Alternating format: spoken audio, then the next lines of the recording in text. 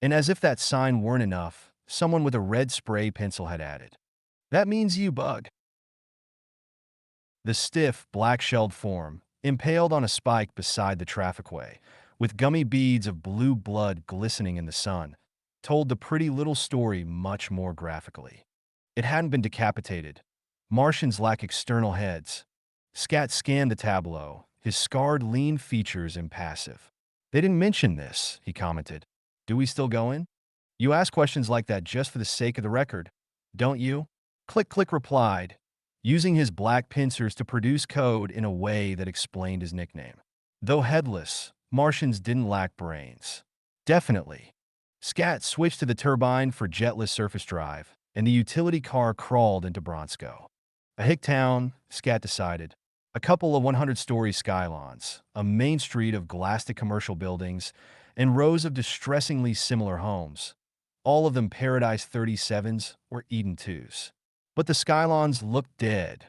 The glasstic was dingy, and the shrubbery drooped. A few cars were untidily parked by trafficway. Footpaths worn in the grass showed that the slidewalks hadn't been strategically placed, and not all of them seemed to be working. Crummy. But it was in burgs like this that the destiny of the Martians was being decided. In the big metropolis, intellectuals talked Martian question all night. Here things happen. Click Click sat up in plain view. Not to see, but to be seen. Eyeless perception gave him as good a picture as Scats of the town. Less range, but a lot more three-dimensional. His shiny black body and jointed arms brought some coldly unfavorable, lingering stares, but nothing more. Broad daylight didn't lend itself to lynchings. When they entered the offices of the Bronsko Newsbeam, old Don Nolan acted as if he had been betrayed. His scraggly eyebrows gyrated contortedly above his pale, close-set eyes. "If I'd had any idea that I was selling the Newsbeam to a damn bug lover," he finally howled impotently. "Get off my property," said Scat in a low voice. Jonas Scatterday, the Liberator. Donnellan's eyes became crooked blue needles of bigotry. "Seems to me I recall you're a bug smuggler, too. Mixed up in the underground skyway to Antarctica." "Get off my property," Scat repeated. As Don Nolan sidled out, he uttered those famous last words which are as old as wishful thinking and blustering cowardice. "You can't do this to me." In the transmission room, Scat explained the changed situation to the Newsbeam employees, with Click Click standing beside him. A grizzled, old beam doctor expressed their sentiments. "I guess we'll stick with you, mister. I won't say we like it, but it's our jobs." Scat nodded unenthusiastically. He knew the arrangement wouldn't last out the day, but as Click Click had observed, there were a lot of things he did for the sake of the record. 10 minutes later, they had the missionary sizzling on the beam, after a brief editorial statement of the new ownership and policy. Click Click had fetched the master tapes from the car. Anachronistically speaking, the missionary was dynamite. Scat switched him in on the transmission room screen and sat down to listen, unmindful of the guardedly resentful looks he got from the staff. As he listened, his lanky frame relaxed and his stony features softened a little. The missionary wasn't blind, but he had the spiritual look some blind men get. He was cadaverous. His voice got under your ribs. "Living machines. It is by virtue of that legal fiction that we have denied the Martians even the humanitarian treatment we grant to domestic animals, that we have revived an institution as vile as it is old in order to exploit them, that we have spurned all communion with their gentle minds. Living machines. The Earth's bad conscience is the best testimony to the falsity of that fiction, though even the most confirmed Martian hater recognizes it. He says succinctly, bug, but they're soulless, you claim. Inhuman. Without feelings. Well, fellow free citizens of the World Confederation, I went to preach the word to those living machines on their home planet. I had to fight outer spaceways to get permission to do it. I had to live in a cramped little pressure hut and wear a spacesuit whenever I went among them. I had to shiver under their meager sun because fuel supplies were somehow always late in getting to me. But I was happy because I was going to teach the Martians our religion. I soon found out, however, that it was they who ought to be teaching me. A scene of Martian religious ceremonies followed, one of the few shots that humans had been able to obtain. The speaker's voice continued. It was one of the few shootings of Martian religious ceremonies that humans have been able to take. Lacking their perception and telepathy, it wasn't easy to get in contact with their minds, but we discovered ways. I found out how they live, what they believe in. I was going to teach them our golden rule. They taught me there's the golden rule of a telepathic race. Do unto others as others would have you do unto them. Not many people watching in at this hour, but the missionaries' words were being faithfully recorded in every home owning a Bronco newsbeam set. And during supper, when people switched on the news, there'd be a lot of Martian-owning or Martian-supported fathers and husbands who'd get indigestion and have to be restrained from busting up the set. They'd flash a protest to the newsbeam. They'd record an indignant tape to the government. More to the point, they'd squawk to Kemerton, which reminded Scat that he had business. While I'm gone, you take orders from him, he told the staff, indicating click-click. Any question you got, he'll write you an answer. He walked out without waiting for the reaction. A small boy was soaping bugs on the glassstick. It begins, thought Scat. He tossed an old news spool at the boy and hopped in the car. He passed up the skylon housing the front offices of Kemerton Mining Interests and headed straight for 10 Mile. If they were going to give him the runaround, it might as well be on the spot. Outside city limits, the trafficway skirted Bugtown. He parked to get pics. Some shots of those miserable burros and those apathetic black forms, so spiritless in comparison with a healthy, psychically sound, enlightened Martian like Click Click, would fit nicely into an article he was doing for the Free Martian Monthly. And maybe something for the Newsbeam Sunday supplement, if the new ownership lasted that long. Why? There were only 2 refrigerators for the whole community, and the measly vacuum shack was inadequate even for mating purposes. But owners didn't worry about the interminable process of Martian gestation and maturation. Not while Outer Spaceways was running the theoretically illegal bug trade wide open. With an almost savage flirt of his fingers, he switched into smell getter. Might as well give the owners of sets with olfactory reception a whiff of sick Martian while he was at it. A rangy, loose-jawed man slouched out of the bushes on the other side of the trafficway. A tarnished squirt gun was stuck conspicuously in the belt of his smock. "What might you be doing, mister?" he drawled. "Admiring the scenery," Scat replied harshly. "Bronco should be proud." And he gave him his jets, too. At 10 Mile, his tape of introduction from World Mine Owners got Scat admitted to a manager's office pronto. He explained, "I've been commissioned to do an article on how you keep the bugs happy in the world's deepest mine." He didn't say for what publication. "Of course, we have our standard news releases." Mr. Martin, the manager began tentatively. He was frowning at Scat, trying to place him. "They're a bit stodgy, I'm afraid," Scat replied. "We wanted something with more life to it. Shots of the bugs working the radioactives in the 10 Mile drifts and so on. Pictures of the bugs playing games and going through their primitive ceremonials when Mars is in the sky. All specially posed and rehearsed, of course." "I see. Yes, there's something to what you say, all right." The manager nodded wisely, pursing his little lips. "It could be made a lot more convincing that way. Of course, we'd have to get an okay from Mr. Kemerton's secretarial offices. Mr. The faraway look that came into his eyes told Scat that the whisper transmitter behind his ear had gone into action. The manager's expression didn't change very much, but his plump little hand crept down out of sight and pressed something. Don Nolan must have squawked loud and fast. And to the right people, Scat decided regretfully. A couple of barrel-chested men with Bug Boss written all over them ambled in. The manager came around the table and grabbed at Scat's right arm. Scat evaded the movement, caught his hand, and squeezed. The manager squealed. The Bug Bosses moved forward, but Scat released him. "Yes, the name's Scatterday," he said. "And Duraplast considerably harder than flesh." Everybody knew that Jonas Scatterday had lost his right arm from squirt gun corrosive while standing off a raid on an eastern bug town. The manager nursed his hand. His puffy little white face was venomous.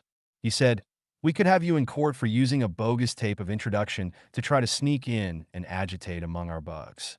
But since you've so conveniently put yourself in our hands, I don't believe it will be necessary to call in the law."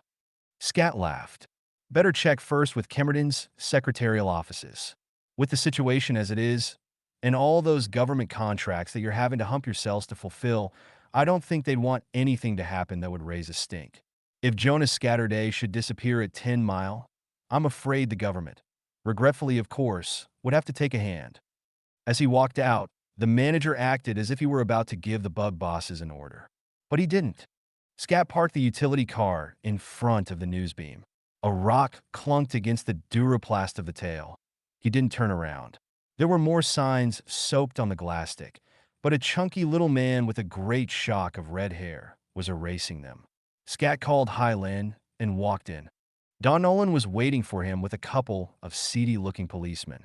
He jumped up and waved a spool under Scat's nose. "Put that on your pocket projector," he chortled triumphantly. "It's an injunction restraining you from publishing the newsbeam, because fraud was employed in its purchase." Scat pushed past him, remarking casually, "The regional court has attested the legality of the sale and has set aside any and all injunctions against the present ownership of the newsbeam based on those grounds. The whole world doesn't take orders from Kemerton quite." The light of triumph in Donnellan's watery blue eyes flickered. "The regional court can't set aside an injunction that hasn't even been issued yet," he protested. "It's not legal." Scat opened a drawer and tossed him a spool. "A stat of the regional court's decision," he explained. "For you to keep, read it, and amplify your knowledge of law." As he walked into the transmission room, he added, "There's a projector on the desk." "Well, how did you and the staff get along together?" he asked Click-Click. Audible speech wasn't strictly necessary, Martians being telepathic, but it was generally easier to say a question than to think it. "Just fine," Click-Click coded back at him. "Some men are as bad as unenlightened Martians. They'd take orders from anything." But after a while, the staff had callers and walked out in a body. Seems they'd all been offered jobs with Kemerton, and the promise that he'd eventually make them his pensioners. They walked out while the beam was hot. Click-Click ticked on, but that didn't make any difference because by that time Lynn and the boys had arrived with the truck and they took over. "The next injunction," remarked Scat a little dreamily, "will be on the grounds that we're employing Martians in semi-restricted jobs. But it's the one after that I'm worrying about." Lynn came in smiling. "All clean for the night," he announced. "Except for one sign which said bugs inside. I just changed it to Martians and left it." After getting out the late news flashes, Click-Click and his 3 compatriots retired to the refrigerated vacuum tank, which had been the truck's chief freight. Scat and Lynn were in the office having a last smoke before their catnap. The lights outside made oddly distorted patterns on the glastic, and the soap sign Lynn had left was silhouetted blackly. "Martians inside. Calling you. Calling you," came the Swedish feminine sing-song from the Toxie on the desk. The button blinked red, but the screen didn't come on. Lynn pushed the lever, but the screen stayed black. Scat smiled thinly. "Jonas Scatterday and Lynn cut," came a slow, deep whisper from the black screen. "This is the voice of the Mystic X. Bronsko will not tolerate bug lovers. We are, however, giving you one chance. Get out now and take your bugs with you, and you won't be harmed." Lynn joggled the lever futilely. "Blacked out their end," he surmised. "Halloween stunts. I got a mind to put the ghoul laughs in the projector and play it back at them." But he didn't look quite as amused as he sounded. The button went black, and Lynn stood there, remembering things. It was Mystic X who blew up the Martian clinic the Free Martian started in Scarston. "Right," said Scat. "Let's get some sleep." Toward morning, he awoke with a start. He groped out and found the switch, but the lights didn't come on. The darkness was absolute. While he slept, the glastic had somehow been rendered opaque. As he lay there, he heard the unmistakable click of pinchers from the transmission room and the faint moan of the beam. He realized then what must have happened. Lighting power was local, in conformity with some Bronsko ordinance, so they'd been able to cut it off. But beam power was regional, and they weren't tampering with that yet. Click-Click had taken in the situation and had decided not to wake him or Lynn while he and his pals got out the morning edition. Human beings couldn't operate very effectively until the lighting system had been jury-rigged on beam power. The busy clicking continued. Scat smiled. Martian perception was independent of light. Click-Click must be getting a kick out of this. Still, he'd better get up. He'd dreamed some improvements in the editorial. Probably gone out already, but they could always backtape and dub in the changes. In the morning, he and Lynn strolled out in front. Every square inch of plastic was covered with black paint, still sticky and glistening from the spray guns. Kind of like the new color, remarked Lynn, loudly for the benefit of some passersby. Black for free Martia. Scat sent him out to try and buy some food and rent sleeping quarters in the Bronsko Recreational Center, which occupied the number 2 Skylon. Just for the sake of the record, Len would discover that the hostelry was full up and that, by some strange mischance, there didn't happen to be any food in Bronsko today. A chalk sign, "Kill the bugs," came coasting by on the slidewalk. Scat put down his foot in front of it and let the slidewalk do the erasing. Back in the transmission room, he discovered that Click Click's 3 companions had increased to 5 during the night. "Passengers for the Underground Skyway?" asked Scat. And this time, he just thought the question. Click Click coded an affirmative. "From 10 Mile. They guess we must be in the neighborhood from the Martian tape we're running in the news beam. All the Martians out at 10 Mile are picking up the tape, beam perception, or the good old telepathic grapevine. They're crazy about it. It's the first entertainment they've had in months." The Martian tape was one of the trickiest things that Scat handled. Any hint of agitation or even of attempted enlightenment among own Martians was strictly forbidden. That was one point where the government would crack down fast. Hence the Martian tape, adapted to beam perception, had to be, and was purely recreational, devoted to vastly complex brain teasers and solid geometry and other mental sports dear to Martians. Click Click continued. "These two somehow managed to slip past the bug guard. They're begging me to send them to the reservation." 3. The Martian reservation had been established in Antarctica by an administration noted for its uneasy and fluctuating liberalism, much like the present one. The reservation had been a bone of contention ever since. On it, Martians were to all intents free from human supervision. Although conditions were none too good, and food supply was always a critical problem, it served as a beacon of hope to enslave Martia. It was largely because of the existence of the reservation that border patrols, ground and sky, local and regional, had been made almost fantastically heavy. "You've told them the dangers?" asked Scat. "They still want to go." "Okay then, get the cans ready. And for cripe's sake, keep them in the icebox until—" There were a half-dozen pallid, flat-chested youths waiting in the outer office. They acted nervous, and whenever the slidewalk in front creaked with the weight of a passerby, they'd all look around quickly and then remember that you couldn't see through the glastic anymore. When no footsteps came, they'd relax a little. One of them hurried up. "Mr. Scatterday?" "That's right." Instantly, the youth adopted a conspiratorial air. His companions crowded behind him, craning their necks, but keeping an eye cocked on the door. "We're the Executive Council of the Young Free Workers," he whispered hoarsely. "It's an undercover movement in the Bronsko Young People's Organization. We want to thank you for your editorial end product of patronage, feudalism. It was just like listening to our own constitution, only better expressed. Thanks." "Gee, Mr. Scatterday, we don't like being pensioners of Kemerton," the youth continued, a little more human now that he had discharged his mission. "We don't want to spend our lives playing games and getting an endless third-rate education and being Kemerton's cheering section. We're only pensioners because our fathers were. But what can we do?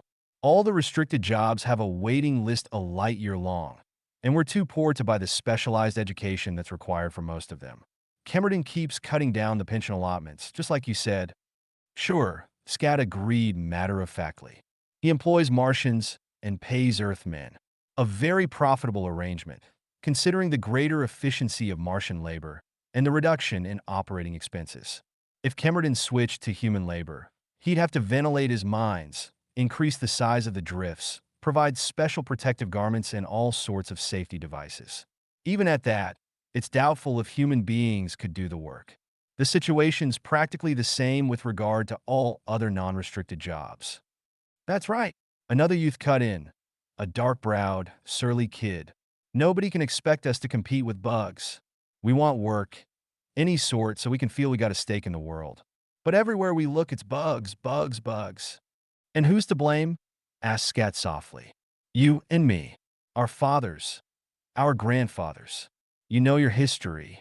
Importation of Martians was permitted only on condition that for every living machine employed on Earth, the owner would retire an Earthman on perpetual pension. That was the juicy, mouth-watering bait dangled in front of workers' eyes, so they'd vote in an administration that would pass the Martian Importation Act. But what does it add up to now? You're living on charity. The Martians are enslaved. Under those circumstances, it takes a little courage for either of you to stick up for your rights. We gotta get rid of the bugs, asserted the surly kid. That's what we gotta do. Run him off Earth. Been listening to the Mystic X, Sonny? Scat inquired. Or is that just the line Cameron hands you? Cameron's not so bad, the kid retorted hotly. He wants to get rid of the bugs, but he can't on account of competition. After all, he's got us to support. As Cameron says, the fight now is to keep the bugs from grabbing off all the restricted jobs too. You know, give a bug a micron and he'll take a meter. Click Click came in and walked over to Scat's desk. All the U's were obviously surprised when he didn't go down on all fours and take the most circuitous route possible. As he strolled blithely past, they automatically drew back to avoid any suspicion of contact. After that, their reactions diverged. The surly kid scowled and held his nose, but the spokesman looked ashamed. A flaming blush crept over his pale face. He chewed his lip, nerving himself. Mr. Scatterday, he began suddenly, I don't know about the others. He looked around doubtfully, almost fearfully, at his companions. But I personally haven't got anything against them. He glanced self-consciously at Click Click. Martians. From where he was rummaging in the desk, Click Click coded briskly to Scat, coming up in the world, us bugs. I don't believe all that Cameron tells us, the spokesman continued, nervously, but with less hesitation. I think he's just trying to put pressure on us, so we'll enlist in the Martian Patrol or his own private. He looked apologetically at Click Click. Bug Guard. Personally, I'd like to see the Martians get a square deal. At this point, the surly kid gave a snort of disgust and walked out of the office along with one of the others. I really would, but Cameron says that if he had to put in all the improvements the Liberators are agitating for, it would mean cutting down the pension allotments to almost nothing, so whole families would actually starve. His next words were almost a plea. Gee, you don't really believe that would happen, do you, Mr. Scatterday? Scat smiled at him, a little sadly. Look, boys, he said, I only know one thing about your problems.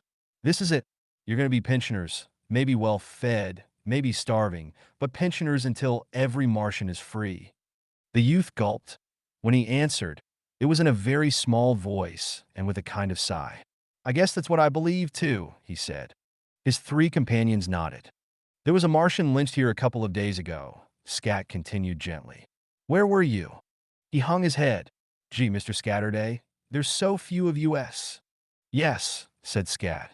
So few of us. Their eyes met. The slidewalk creaked, and this time there were footsteps. Click Click walked out with the tray of tapes he had been assembling. By his looks, a bishop at least, he coded cryptically. The door opened, and there swept in a red-faced figure, colorfully august in the brown and gold robes of the Reformed and reconciled churches of the world. His stern, bloodshot eyes instantly fixed themselves on the remains of the Executive Council of the Young Free Workers. They hastily excused themselves. They didn't exactly slink out, but they obviously had a hard time fighting the impulse. The churchman wheeled on Scat. I am the Reverend Arthur Allardyce Bassett, spiritual monitor of Bronsko, he announced in a booming voice. I have come to voice religion's protest against a publication which seeks to pander to the vilest impulses in man and bug, to reduce a creature made in the Lord's image to equality with his machines, to besmirch human dignity, and sully the purity of Earth's womanhood by advocacy of open commerce with the foulest and most pruriently prying minds in all creation. He paused for breath. Scat figuratively rubbed his hands. This was something he could get his teeth into. He could hardly wait to bring up the missionary. 15 minutes later, the Reverend Bassett stalked out spluttering threats. He'd done everything but mention the Mystic X by name. Scat's satisfied grin evaporated fast. He paced restlessly. Twice he pounded his palm, and his lips formed the syllables, Kemerden. He recorded at an editorial, had to keep back taping, gave it up. Finally, he sat down at his desk, and flashed 10 mile. I want to see Mr. Kemerton. I'll connect you with his secretarial offices. I'm sorry, but Mr. Kemerton is in conference. He'll be interested, Scat told the pretty, efficient-looking girl. Tell him I want to beam a story about how he's begun to install at 10 Mile the most up-to-date and humane Martian protective devices of any mine in the world. A brief wait. Mr. Kemerton has no comment. Good day. Click came in. He extended his pinchers for Scat's inspection. My new manicure, he explained. I've been forging the pincher ridge patterns of one of those Martians we're keeping for the underground. That's the only identification that means anything to a human. Get the idea? Scat frowned. Too risky. You might get into 10 Mile, but I don't think you'd get out. We need you here. They need me more. Out there in their holes. Well, I can hop into a vacuum tank every night. Suddenly, Click's pinchers stiffened. Len's outside, he coded tersely. I think he wants you. Looks like they've brought a finder. Finder? Scat shot up. Got the cans ready? Yes. Shall we put them in? Not yet. But be ready. He hurried out. There was a utility car with the Kemerton insignia parked in front. Two scowling bug guards were arguing with Len. Their hands were suggestively near their squirt guns. One of them had a dirty smock girl by the wrist. She had a silly, open-mouthed grin that just seemed to stay there. She drooled. We were telling him you got 10 Mile bugs inside, the bug guard explained to Scat. Scat looked at him steadily. We employ Martians to run the beam. They've confused your finder. The guard pulled the girl to him. Look, Piggy, he said, these people got bugs of their own. Maybe it's those you've been feeling? She shook her head stubbornly, like a little child. It's our 10 Mile bugs you feel then? You're sure? Her head bobbed up and down. Bug finders were human beings with an inborn sensitivity to Martian telepathy, usually mentally defective. They could not interpret the telepathy, but they had an uncanny knack for distinguishing the characteristic thought waves of an individual Martian. The guard looked up at Scat. We're coming in, mister. Piggy never misses. He put his hand on his squirt gun. 4. Scat felt very conscious of his artificial arm. There was a tremor in the stump he couldn't control. From the door behind him, he heard the code for catch. He half turned and picked a blaster out of the air with his good hand. Not on my property, he told the guard. The guard hesitated. Okay then, make us do it the hard way, he said. They got in the car and drove off, Piggy making inarticulate sounds of protest and having to be dragged. Scat's eyes followed them. Get out the truck, he told Len. You're going to Manford to buy groceries. Click, can your visitors? Fast. Underground. Len asked with a look. Scat nodded. About the time Len was ready to roll, the bug guards came jetting back, accompanied by a policeman who looked and acted exactly like them, except for the uniform. Got a warrant to search your place for fugitive bugs, he told Scat. Hold on there, he called to Len, who was starting the truck. Let's have a look before you get away. The bug guard led Piggy to the truck. She was making anxious, eager noises. Unexpectedly, click came out from behind the truck so that they almost collided. Piggy squealed and backed off, flapping her arms. The guard grabbed at his squirt gun, but Scat interposed. Your bug done that on purpose, the guard blustered threateningly.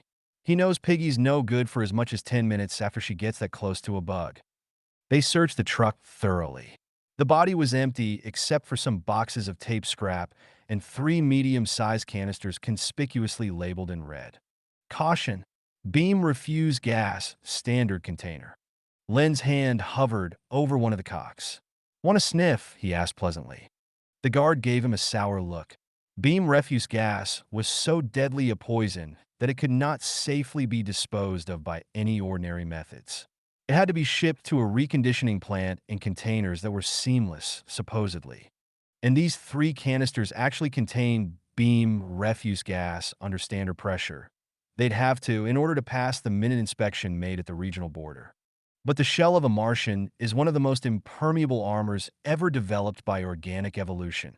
And when quiescent, he can go upwards for an hour without breathing. This is because he is built for an extremely rarefied atmosphere. His physiology is typical of a depleted planet economy. On Mars, his inhalation/exhalation ratio is about 100 to 1. The chief problem in acclimatizing him to Earth is teaching him to inhale as infrequently as he exhales. Otherwise, oxygen drowning occurs. A Martian's lungs are really oxygen accumulators. He has 100% utilization of inhaled oxygen, and he exhales pure carbon dioxide freighted with other respiratory excretions. Hence the bad breath so obnoxious to human beings. With a jaunty wave of his hand, Len crawled off, and the search moved inside the building. Scat stayed with them to make sure nothing was overlooked.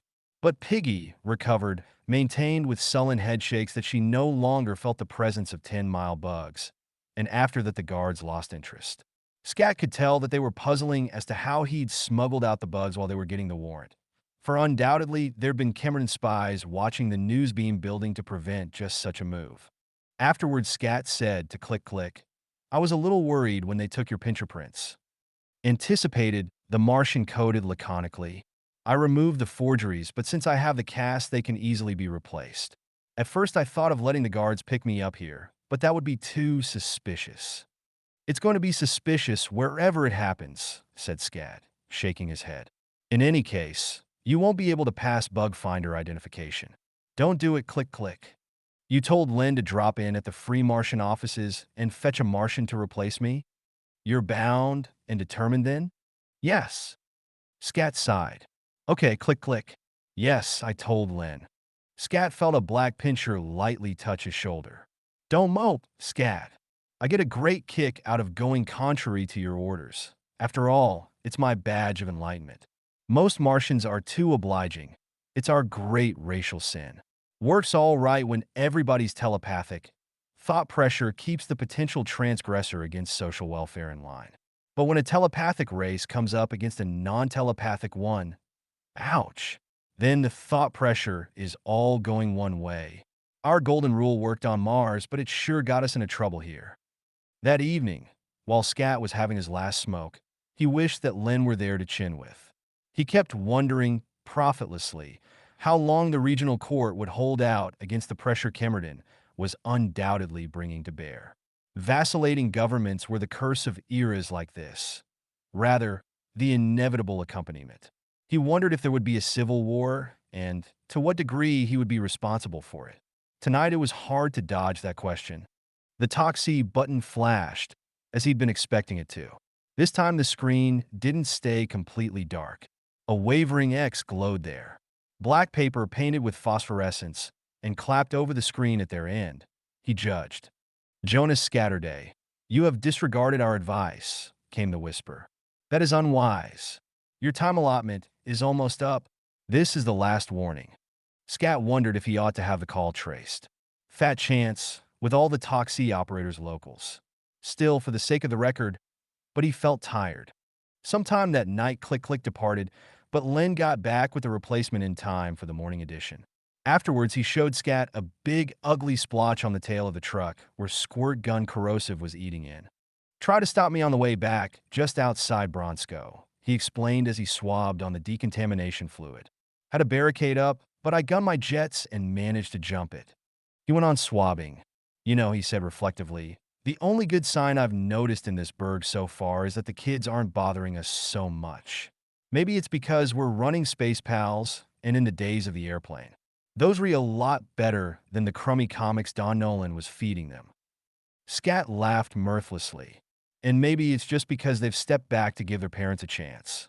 Pessimism wasn't usually Scat's forte, but he'd just reached the mental conclusion that it would be 3 days before the regional court would weaken and give Cameron and the Mystic X what amounted to carte blanche to handle the newsbeam situation any way they wanted to. Actually, his guess was a day short, but that was no satisfaction. They were miserable days, all 4 of them. Days of feeling that there was no use beaming the news, because no one would watch it anyway.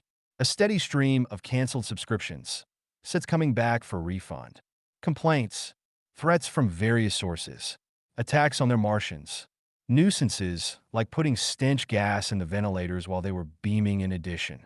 No word from Click Click, though Scat drove one of the Martians past Bugtown to try to pick up something on the grapevine. Fruitless conferences with the officers of the Free Martian and members of the Martian lobby. They were moving heaven and earth to keep the regional court in line, but it showed signs of wavering.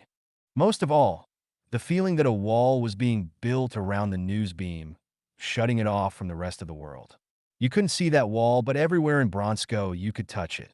Late afternoon, the fourth day, while they were getting out the evening edition, the wall was completed. Beam power went. Len tried to flash the repair offices. The Toxie was dead. Looks like this is it, he told Scat. Scat nodded. Now look here. Len, he began. A half hour later, he was still trying to persuade Len to take the boys in the truck and make a run for it, when the spokesman of the young free workers stumbled into the office. Ran the slidewalks to warn you, Mr. Scatterday, he panted.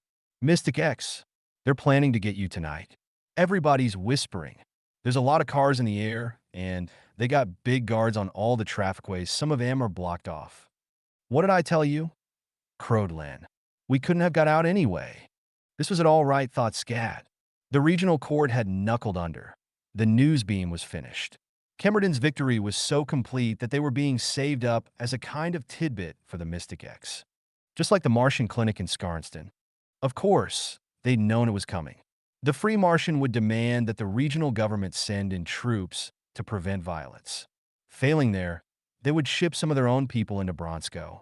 If they could. Thanks for telling us, kid, said Scat. You better beat it now. No objections. Push him out, Len. Slowly the night came down.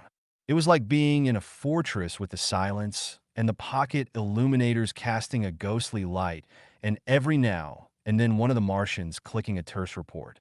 Scat's stump bothered him. Gradually a crowd gathered, outside the range of Martian telepathy, but inside perception. Mostly pensioners, but some bug guard. One of the Martians coded. Donnellan's there, and he ticked off the names of a half-dozen fairly prominent Bronsko figures. Hold on.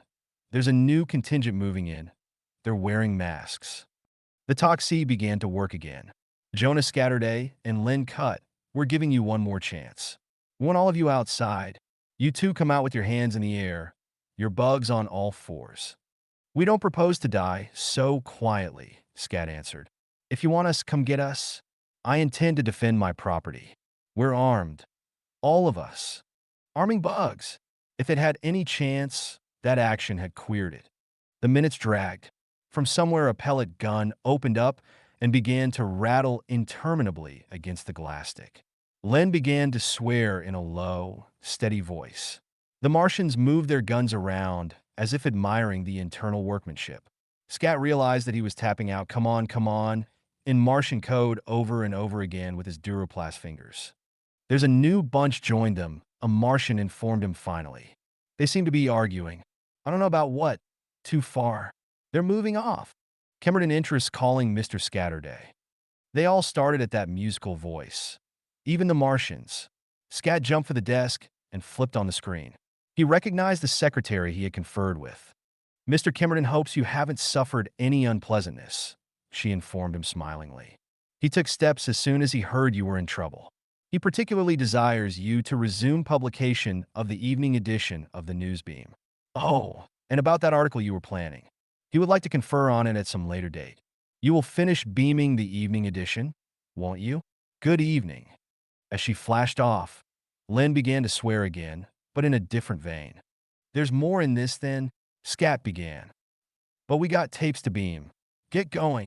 He didn't return until after the news beam had been put to bed. There was a black figure sitting at his desk. Click, click. Absolutely. The Martian waved his pinchers airily, a startlingly human gesture. You probably guessed what happened, but I thought maybe you want a personal report. The Martians at 10 miles struck. Every last one of them. Almost unprecedented, but not quite. And with those government contracts hanging over his head, Kemerton couldn't afford to lose half a day, Scat appended mentally. I won't say that I didn't have anything to do with it, Click Click continued. I kept the old grapevine humming. But most of the credit goes to the Martian tape. The Martians were wild when it wasn't published today, especially because it carried the answers to yesterday's puzzles. Even Kemerton couldn't figure out that one. They're going back to work now, but I imagine there'll be a long time for getting this initial lesson in self-assertion. Scat looked down at Click Click. He grabbed his pincher and squeezed it. Hard. Click Click squeezed back, harder. But since it was Scat's Duroplast hand, it didn't matter. The end.